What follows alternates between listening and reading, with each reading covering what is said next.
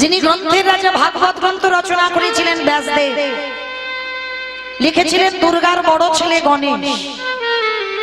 সেই ব্যাসদেব বাবা সিদ্ধান্ত করেছিল একদিন আমি ভগবানের লীলা 7টা খণ্ডে শেষ করে দেব।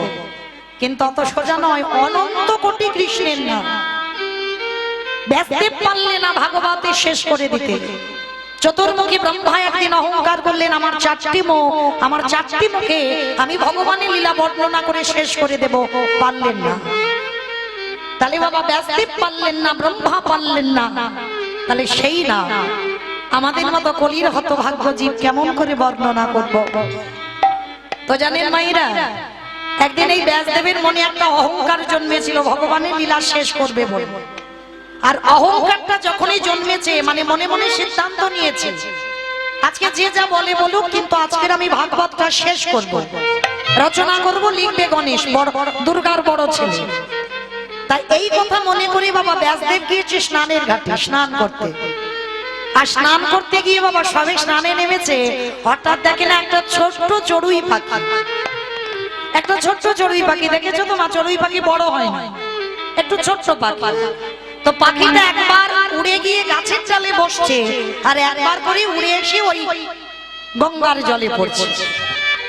বারবার যখন একবার করে জলে পড়ি আর একবার ডালে বসে, তো ব্যাসদেব স্নান করতে করতে পাখিটাকে প্রশ্ন করছে, আচ্ছা পাখি, এই তোর শরীরের ভিতরে কি কোনো জ্বালা যন্ত্রণা ব্যাধি হয়েছে যার জন্য তুই একবার করে জলে পড়ছিস আর একবার করে ডালে গিয়ে বসছিস?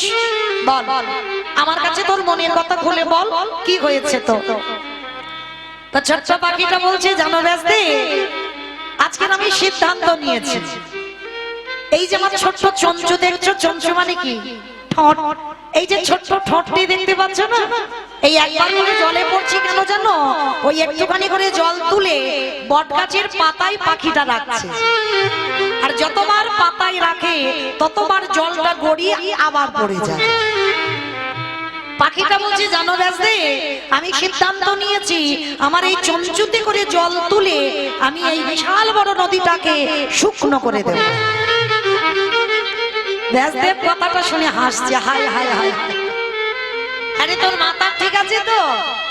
ভগবান তোকে তো একটা পক্ষী কুলে জন্ম দিয়েছে, তা আবার বড় সড়ো নয়, একটা চড়ুই পাখি। আর চড়ুই পাখি হয়ে তুই কিনা বলছিস তোর চঞ্চুতে করে জল তুলে যে জায়গাতে রাখছিস, একবার ভালো করে চেয়ে দেখ তো, যতবার জল রাখে ততবার জলটা গড়িয়ে পড়ে যায়। তাহলে যেখান থেকে তুলছে সেখানে তো আবার জলটা পড়ে যাচ্ছে। কি রে, কোনদিন সম্ভব? তুই শুধু একটা জন্মে কেন, কোটি কোটি জন্ম ধরে যদি পক্ষী করে জন্ম নিয়ে যদি এইভাবে তুই জল তুলতে থাকিস, কোন জন্মেই তুই এই নদীর জল শুকনো করতে পারবি না। যেই না কথাটা শুনেছে বাবা, পাখিটা ছোট হলে কি হবে, রাগ হয়েছে। আমি একটা ছোট্ট চড়ুই বলি তুমি আমাকে তাচ্ছিল্য করে দিচ্ছ? হ্যাঁ, আচ্ছা ঠিক আছে, আমি নয় তোমার কথা মেনে নিলাম, আমি একটা ছোট্ট চড়ুই পাখি, আমি পারবো না, আমার চঞ্চুতে করে জল তুলছি আবার সেখানে পড়ে যাচ্ছে, আমি পারবো না। কিন্তু ব্যাসদেব, তুমি কি করে ভাবলে? তুমি তো নদীর ঘাটে স্নান করবা, আসবার আগে তোমার তো মনে মনে সংকল্প যে তুমি ভগবানের অনন্ত কোটি না তুমি 7টা খণ্ডে সমাপ্ত করে দেবে। তাহলে তুমি যদি একটা মনুষ্য কুলে জন্ম নিয়ে তুমি যদি ভগবানের লীলা শেষ করতে পারো, তাহলে আমি একটা ছোট্ট চড়ুই পাখি হয়ে আমি কেন নদীর জলটা শুকাতে পারবো না? ব্যাসদেবের চৈতন্য হলো, পাখিটা ছোট্ট হলেও পাখিটা তো খারাপ বলেনি। করজোর করে পাখিটার কাছে গিয়ে বলছে, তুমি কে? এত বড় জ্ঞানের কথা বলছো, কে তুমি?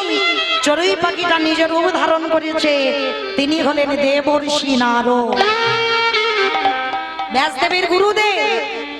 কারণ গুরু কৃপা না হলে গোবিন্দ ভজন হবে না। শিষ্য যদি কুপথে চলে যায়, শিষ্য যদি ভুল কাজ করে, সেটা গুরুদেবের কর্তব্য সঠিক পথে শিষ্য যেন যায়। তা ব্যাসদেবের মনে যখন অহংকার হয়েছে, ওই চড়ুই পাখির রূপ ধরে আজকের ব্যাসদেবকে চৈতন্য দান করলেন। ব্যাসদেব, এই পৃথিবীর মাটিতে কোনো ব্যক্তির সাধনা নাই, কোনো ব্যক্তি পারবে না ভগবানের অনন্ত কোটি নাম লিখে বা বর্ণনা করে সমাপ্ত করে দিতে। তাহলে মায়েরা আপনারাই বলেন, যে লীলা ব্যাসদেব পারলেন না, চতুর্মুখী ব্রহ্মা পারলেন না, সেই নাম আমি একটি বদনে কেমনই বর্ণনা করব। তবে পারি। এই যে আপনারা যে কজন ভক্ত বসে আছে, আপনাদের পদধূলা, ভক্ত পদধূলি, ভক্ত পদ জল, ভক্ত ভক্ত শেষ তিন মহাবল। যদি ভক্তের পদ ধৌত করা যায়, ভক্তের পদধূলা যদি কিঞ্চিত কেউ অর্জন করতে পারে, অবশ্যই বাবা তার ভগবত প্রাপ্তি হবে। তো আজকে মায়েরা ভগবানের নাম তো বর্ণনা হবে। তো আজকের এই নবদ্বীপের মাটিতে আমার চৈতন্য মহাপ্রভু যাকে দেখে তার দুটো চরণ ধরে বলে, একবার কৃষ্ণ বলো। যাকে দেখতে পাচ্ছে তার চরণ দুটো ধরে বলছে, একবার কৃষ্ণ বলো। কিন্তু বাবা যখন সবার চরণ ধরে বলছে কৃষ্ণ বলো, কিন্তু একজনকে কিন্তু নাম দিচ্ছে না। কে জানো? সবাইকে হরি নাম করতে বলছে, একজনকে নাম করতে বারণ করছে। কে না? যিনি হলেন আমার ভগবানের মা সচী ঠাকুরা।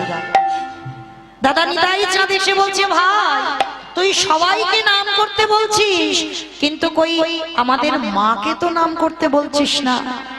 বলে, দাদা মাকে নাম করতে বলবো কি করি? মা যে মহাপাপী। ভাই এটা তুই কি বলছিস?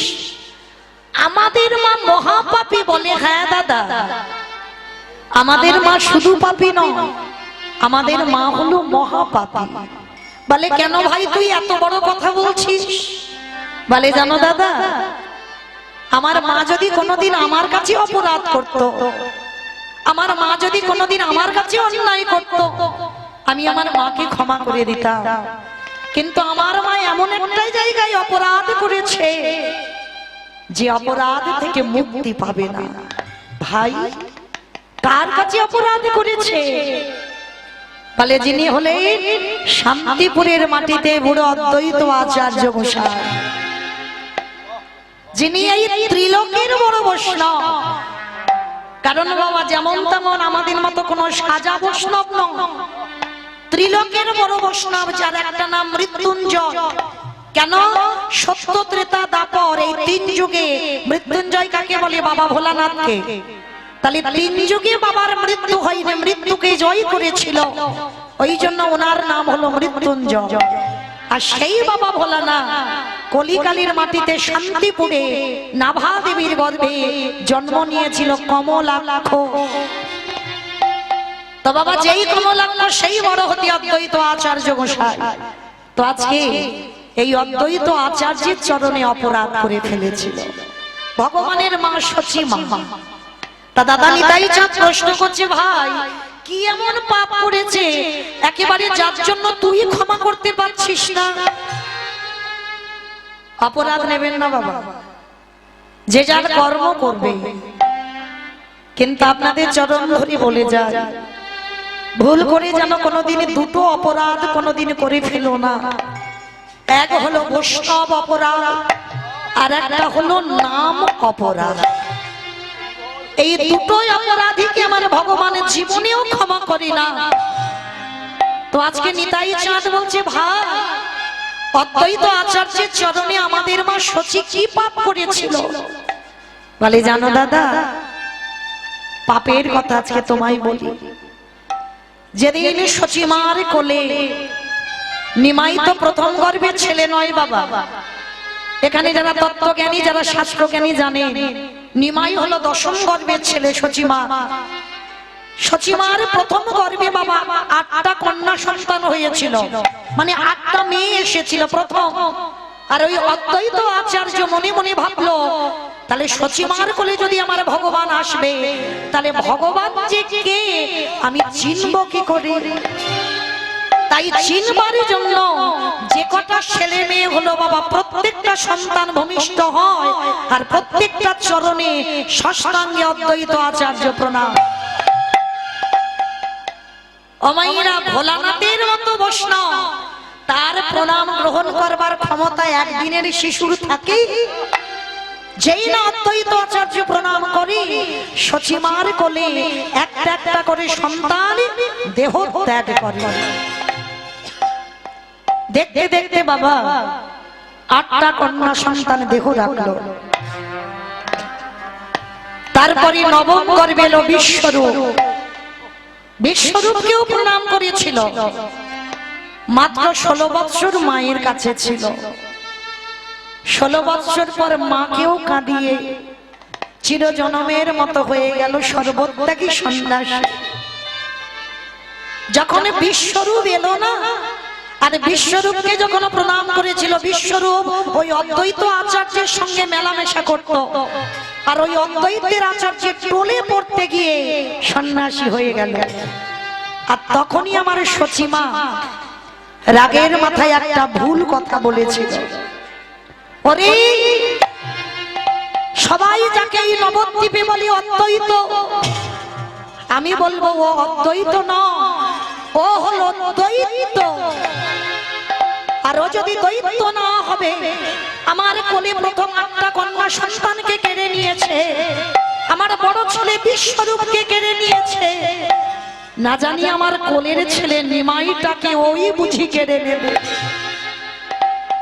এই যে একজন বৈষ্ণবকে বাবা অদ্বৈত না বলে বলেছিল দ্বৈত, আর এই দ্বৈতের সঙ্গে একজন বৈষ্ণব, ত্রিলোকের বড় বৈষ্ণব, তাকে তুলনা করলো বলে সচিমার জীবনে এসে গেল মহা মহা মহা অপরাধ। আর এই মহা অপরাধী হয়ে আছে সচিমা। তাই তো আজকের আমার গৌর সুন্দর বলছে, দাদা নিতাই চাঁদকে দাদা, আমার মাকে তো আমি ক্ষমা করতে পারবো না, কারণ আমার মা যদি কোনোদিন ওই অদ্বৈত আচার্যের চরণ ধরে ক্ষমা চায়, অদ্বৈত আচার্য যদি ক্ষমা করে দেয়, তাহলেই আমার মা ক্ষমা পাবে। সচিমা কথাটা শোনা মাত্র ছুটতে ছুটতে ওই অদ্বৈত আচার্যের কাছে গিয়ে অদ্বৈত আচার্যের চরণে আছাড় খেয়ে পড়েছে, চিৎকার করে ডাক দিল, খোকা খোকা রে।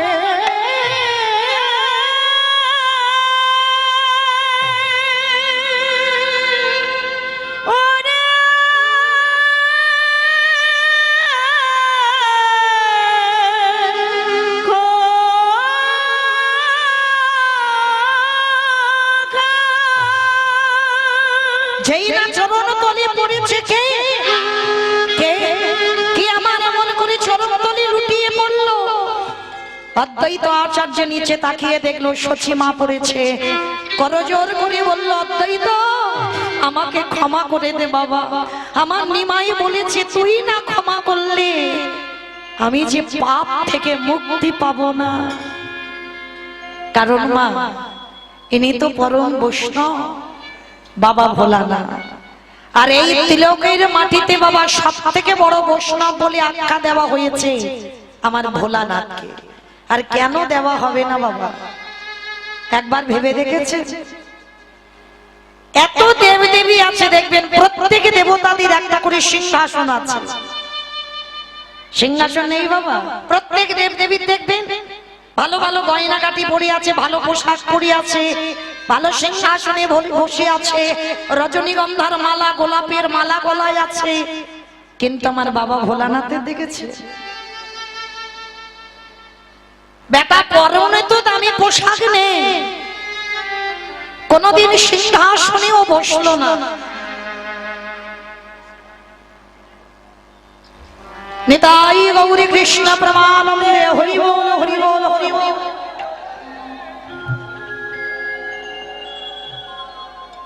এই পৃথিবীর মাটিতে বাবা বাবা ভোলানাথ কোনদিন সিংহাসনে বসেনি, বাবার কোনদিন রজনীগন্ধার ফুলের মালাও পছন্দ নয়, গাঁদা ফুলের মালাও পছন্দ নয়, গোলাপের মালাও পছন্দ নয়। বাবার কোন ফুল পছন্দ গো? ধুদ্র ফুল আর আকন্দ ফুল, যেটা সুবাস নয়, যেটা দেখতে ভালো নয়, সেইটাই আমার বাবার পছন্দ।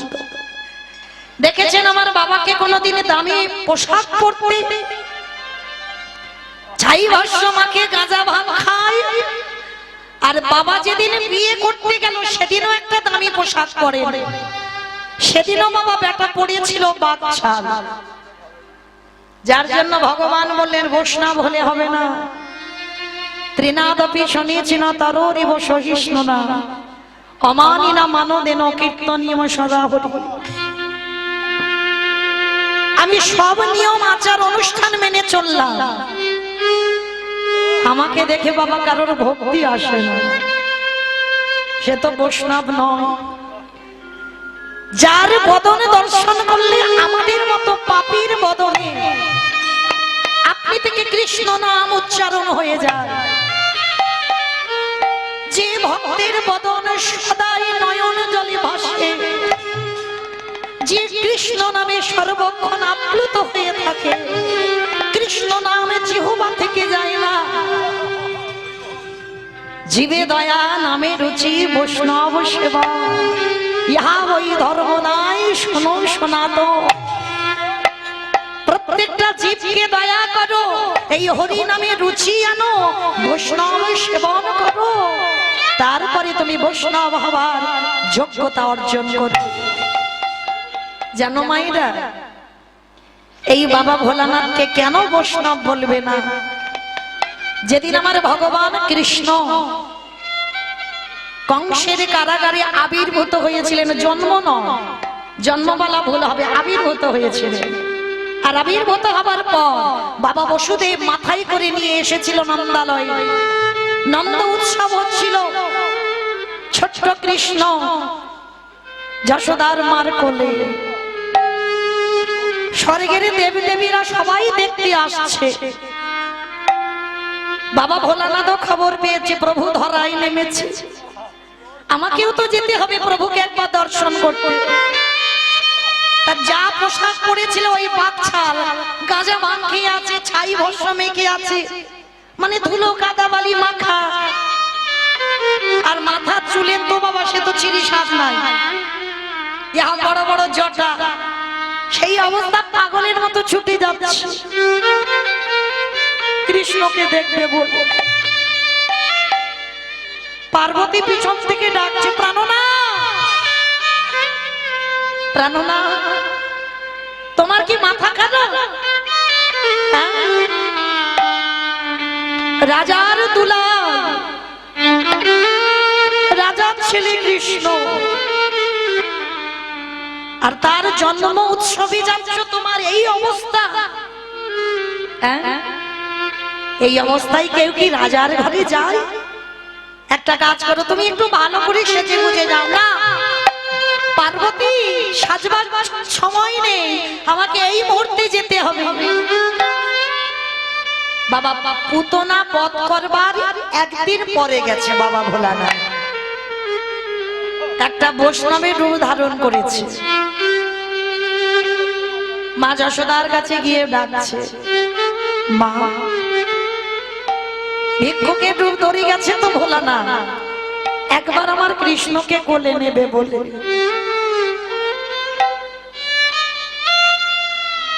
দরজায় গিয়ে ডাকছে, মা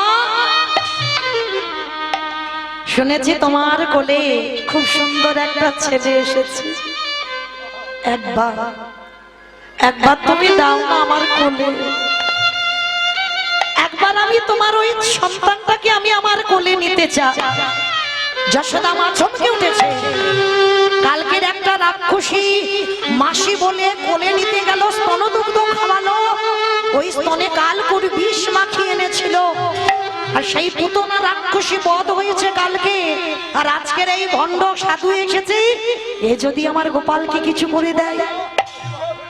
এই যে আমার গোপালকে আমি কারোর কোলে দিতে পারবো না, আর তাছাড়া কালকের একটা ঘটনা ঘটেছে, আজ আমার গোপাল কারোর কোলে যাবে না, যাও যাও যাও, তুমি এখান থেকে চলে যাও।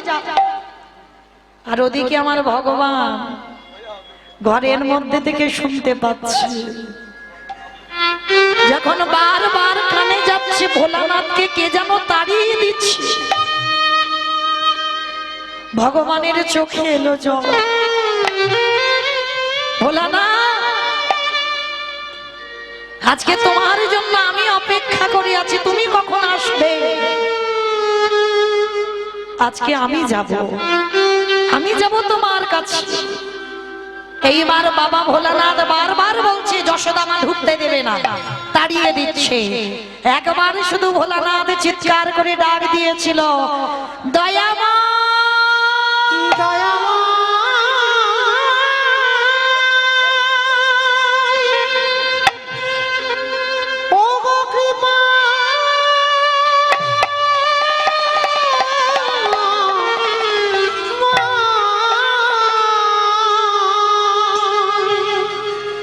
একেবারে করুণা করে কৃপা করে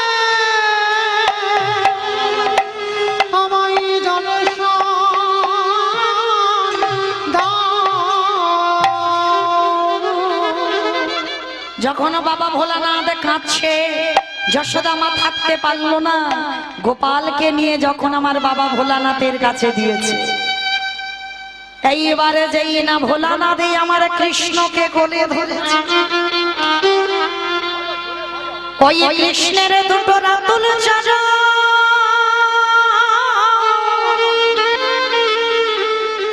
ওই কৃষ্ণের দুটো রাতুল চরণ ভোলানাথের বক্ষে পড়েছে।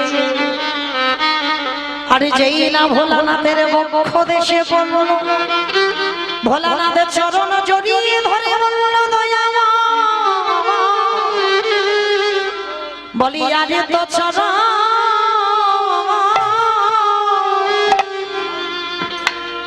চরণ ছাড়িল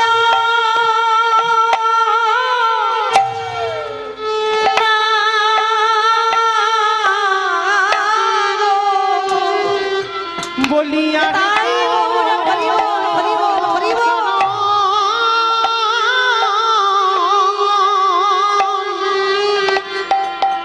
চরণে ছাড়ে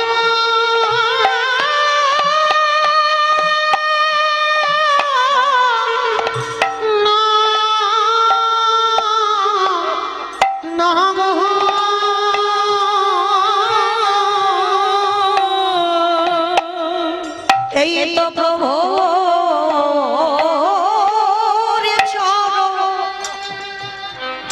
চরণে আমি হৃদয় ধরি, আমি আর তো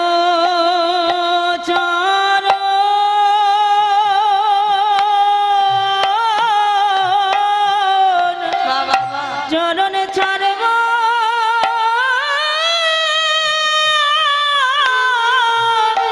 না গো। আমি ওই চরণে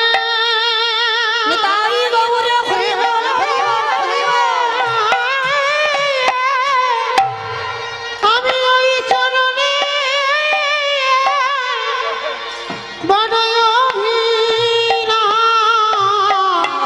অভিলাষী,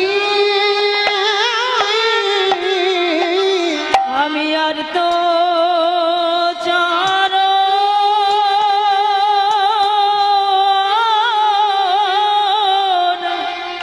চরণ ছাড়ব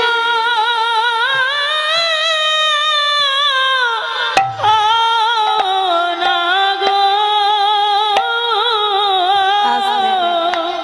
ভোলানাথে বলল, হে দয়ামা যে একেবারে গায়ে মনোবাক্যে তোমায় ডাকে, তুমি নাকি ভক্ত বাৎসল্য ভগবান হয়ে তারে দরজা দয়াল ছুটে যা, যে জনে নয়ন জানে